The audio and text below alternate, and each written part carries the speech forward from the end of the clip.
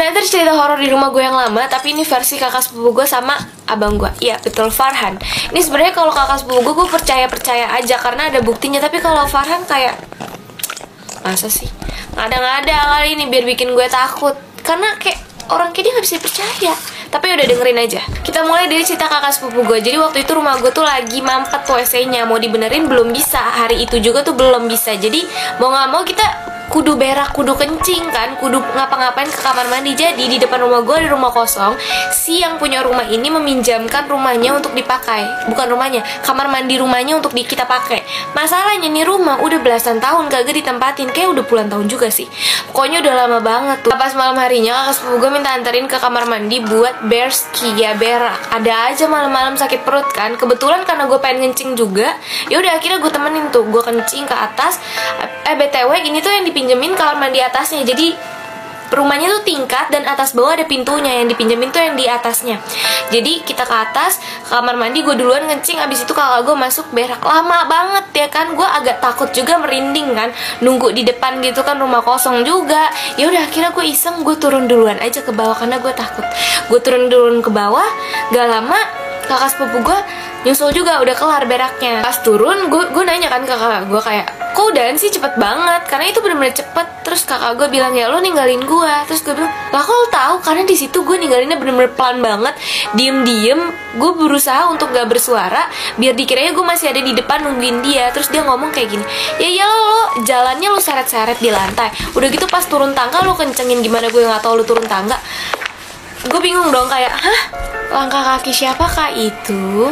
Lanjut ceritanya Farhan. Jadi pada suatu malam dia terbangun nih sekitar jam 2 atau jam 3. Dia tuh ngedengar dari kamar yang sebelah sini yang isinya tuh buku-buku pelajaran gue, buku-buku dia, buku-buku bapak gue. Pokoknya isinya buku-buku doang. Nah, dia ngedengar ada suara yang kayak lagi beres-beresin buku gitu. Tapi karena dia ngantuk, yaudah dia tidur lagi. Nah, besokannya pas kita lagi pada di ruang tamu nih nge-chill bareng sambil ngerokok. Nggak dong, mbak gue nggak ngerokok, tapi minum air putih. Dia nanya, itu semalam aku ngedengar deh ada suara yang lagi beres-beres buku dari kamar. Terus habis itu mak gue bilang, bapak kali gitu kan.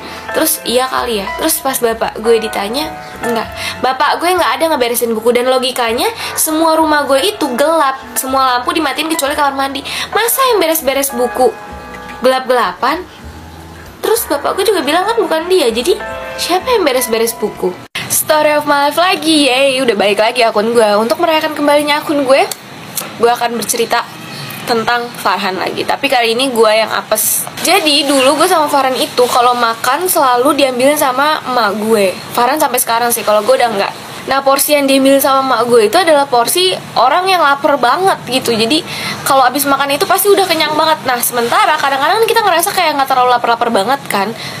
Jadinya gue sama Farhan tuh selalu nggak pernah habis makan. Nggak selalu sih, pokoknya kalau kita ngerasa nggak terlalu lapar, terus nasinya kebanyakan ya nggak pernah habis, ujung-ujungnya dibuang. Jangan dicontoh ya, nggak boleh buang makanan. Nah, suatu malam nih lagi makan malam, udah selesai makan malam nih, tinggal si Farhan doang. Gue ngeliat nih, kok dia makanannya masih ada lumayan banyak, tapi udah mau ke arah dapur. Wah, mau dibuang nih kan. Terus gue pantau, bener aja dia udah giniin makanan ke tong sampah. Terus gue mikir kan, gue cepuin enak kali ya. Jadi posisinya gini, ini bangku ada, ini bangku, ini meja, ini bangku. Jadi gue duduk di bangku sebelah sini, kaki gue ngangkat gini loh.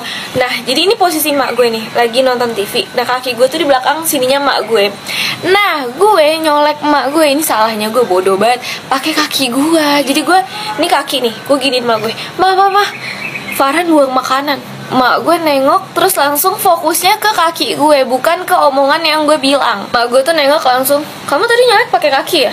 Kamu gak sopan ya? Langsung diomelin gue. Niat hati ingin Farhan yang kena omel malah gue. Siapa di sini yang masih kayak gue bingung kalau ditanya soal cita-cita? Gue kalau ditanya gue masih nggak tahu banget jawabannya apa. Tapi satu hal yang pasti, gue nggak bisa banget jadi guru. Gue orangnya nggak sabaran banget. Gue definisi gampang banget tersulut emosi. Kalian tahu video konten gue kemarin yang gue cerita gue dijauhin gara-gara gue nggak nge-tag temen gue di SG gue. Di situ banyak yang salah paham, dikiranya 2021 gue masih SD, padahal di video itu gue bilang 2021 gue bukber SD. Terus banyak yang salah nangkep gitu di situ, dan kayak udah salah nangkep pada so tahu. Nah, baru dibilang udah emosi lagi gue. Kalian baca sendiri aja komennya. Min 2021 masih SD kah? Nih jawaban gue. Ada lagi nih yang sotoy, SD main IG, WK. Hah, Terus oh iya, terus juga selain mereka salah nangkap, mereka juga nggak mendengarkan dengan seksama. Gue bilang di 2021, sedangkan add mention itu setahu gue 2022 baru ada nih. Kenapa nggak tambahkan mention aja? Ada lagi, tapi kan bisa di tag tanpa dihapus. 2021 SD, sekarang umur berapa anjir? Kalian bisa lihat sangat tidak cocok bukan menjadi guru dengan kesabaran gue yang tipis tisu ini. Ya lu bayangin aja gue jadi guru, apalagi guru SD gitu yang muridnya pada suka banget nanya, suka banget omong gitu. Misalnya gue habis ngejelasin terus mereka ada yang nggak ngerti, "Bu, ulang lagi dong Bu, penjelasannya saya nggak ngerti." Terus gue jawabnya kayak gini, "Ulang-ulang, kamu kira ini video diulang-ulang, bukan dengerin dari tadi malah suruh ulang-ulang." Cuma gak nyampe sehari juga gue udah dipecat tuh kalau begitu ceritanya. Rapi, jangan tanya gue kenapa Min kok rapi banget, mau kemana, nggak kemana-mana, cuma di rumah aja sambil menunggu siapa tahu ada yang ngajak jalan ya kan. Gue mau cerita, kalian tahu Dianti nggak? Gue kayaknya harus ngeblok dia dari kehidupan gue deh. Kenapa? Karena tiap gue ngeliat instastorynya dia atau postingan dia atau kehidupan dia, gue tuh pengen juga. Awal-awal itu gue cuma soal penampilan dia, style OOTD-nya dia yang dia pakai, gue juga pengen karena kayak kalau dipakai sama dia tuh kayak bagus aja gitu, gue juga mau. Terus suatu hari gue melihat dia habis nail art ya, terus gue melihat ih lucu banget, terus dia nge-tag tempat nail artnya, terus detik itu juga gue booking, gue juga mau gitu karena kebetulan gue juga lagi dapat. Awalnya gue pikir kayak ya udah gitu kan, mungkin emang pada saat itu gue lagi pengen nail art aja karena gue udah lama banget juga nggak pakai kutek-kutekan gitu. Terus lo tahu sejak saat itu sampai sekarang udah 3 bulan gue nail art mulu nih. Kemarin gue habis nail art lagi, kayak setelah nail art tuh seneng banget gitu, kayak ih cantik banget kuku gue, nolol lihat ya kan. Tapi setelahnya besok-besokannya tuh kayak mikir, anjrit, duit gue banyak juga nih terbuang untuk 10 kuku ini yang nggak akan tahan sebulan gitu, kayak seminggu doang ya kan. Gue dapet seminggu doang ya kan, habis itu gue hapus dong. Di bulan kemarin tuh udah tuh gue berpikir kayak oke, ini terakhir kali gue nail art, kayak ini sebenarnya buang-buang duit banget gitu, mana cuma tahan seminggu tapi duit gue 400.000 keluar. Tapi di bulan ini saya nail art lagi, kayak nggak tahu ini udah jadi kayak oh my god, dapet nih mau nail art dan seperti biasa penyesalan datang di akhir ya. Saya menyesal, tapi kayak lucu, tapi nyesel, tapi kayak aduh gimana dong cara menghilangkan obsesi gue sama nail art ini. Masa bulan depan gue harus nail art lagi? Gimana? Siapa yang kayak gue juga suka sembarangan naruh barang dan berujung lupa naruh di mana? Apalagi waktu sekolah dulu gue sering banget naruh barang itu sembarangan di atas meja gue, terus gue biarin aja terus hilang.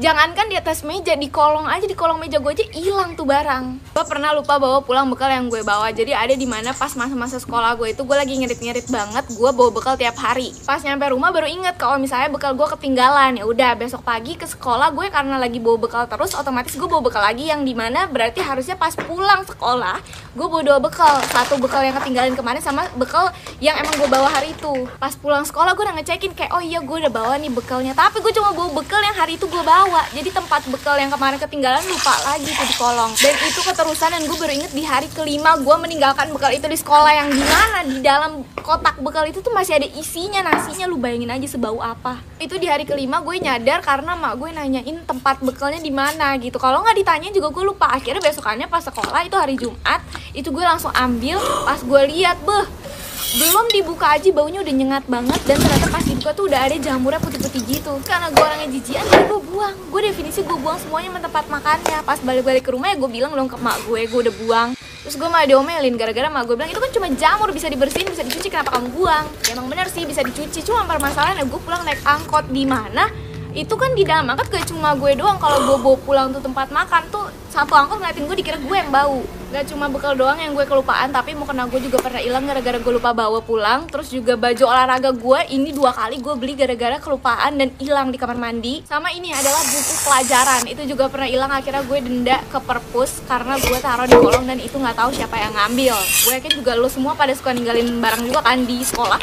Coba kalian komen bareng. Baik, sesuai dengan requestan kita akan bercerita zaman-zaman SD lagi karena ini bulan puasa. Kita ceritain zaman SD pas bulan puasa kali ya. Kalian dulu waktu SD pernah dikasih tugas gak sama guru kalian untuk mintain tanda tangan bapak imam teraweh di masjid rumah kalian masing-masing? Dulu gue pernah, dan karena gue tipe anak yang introvert, ya ilah introvert gak tuh, pokoknya gue dulu pemalu banget. Jadi gue tuh cuma minta di hari pertama, hari seterusnya gue palsuin tanda tangannya. Jangan ditiru ya. Gue pernah dulu, kalian tim mana? Tim sama kayak gue cuma minta sekali, terus abis itu hari selanjutnya kalian palsuin sendiri, atau kalian beneran minta terus-terusan? Nah, tetangga gue itu gak ada yang satu angkatan sama gue, jadi adanya tuh yang di bawah gue sama ada yang di atas gue, dan gue gak ngerti kenapa mereka tuh gak disuruh sama gurunya. Jadi kayak nggak ada yang nemenin gue untuk mintain tanda tangan ke Pak Imam. Mereka disuruh nemenin juga pada nggak mau. Jadi itu tuh gue sendiri mintanya ke staff laki-laki pas udah kelar sholat. Terus kayak ya hoki-hokian aja kalau masih ada Pak Imamnya, kalau udah nggak ada ya udah tuh nggak tahu gimana. Jadi makanya dengan otak gue yang cerdas ini gue memanipulasi. Jadi gue tuh minta di hari pertama doang, abis itu selanjutnya gue tiru tanda tangannya bodo amat deh tuh. Padahal kayak hari kan kadang imam tuh suka ganti-ganti ya, masa nggak terus-terusan satu imam untuk 30 hari full, tapi kayak gue 30 hari full dengan tanda tangan yang sama. Nah selain faktor introvert itu adalah faktor gue tuh nggak tiap hari terawih. Jadi sebenarnya gue tiap hari, gue pamitnya tuh tiap hari, cuma kadang kalau misalnya gue terawih bareng sama teman gue, itu gue ada ini godain setan gitu. Jadi kayak pas gue nyamper temen gue terus kayak ini udah mau kena nih, udah mau terawih, terus tiba-tiba temen gue kayak aduh tapi males lagi ya. Terus gue juga emang imannya lemah, jadi kayak ya lagi males, yaudah nggak usah terawih aja, nggak jadi terawih. Kalau gue inget-inget zaman dulu nih pas SD tuh, apalagi kelas 4, kelas 5 itu kayak gue lebih sering kagak terawihnya daripada terawih. Mungkin juga nih ada nggak ya sama kayak gue, kalau pas terawih tuh pasti duduknya safnya di paling belakang, terus bukannya terawih malah ngapain, malah jajan. Kayak lo mau terawih mau piknik, jajan-jajan Ciki Komo dulu, aduh enak banget lagi, udah nggak ada lagi sekarang.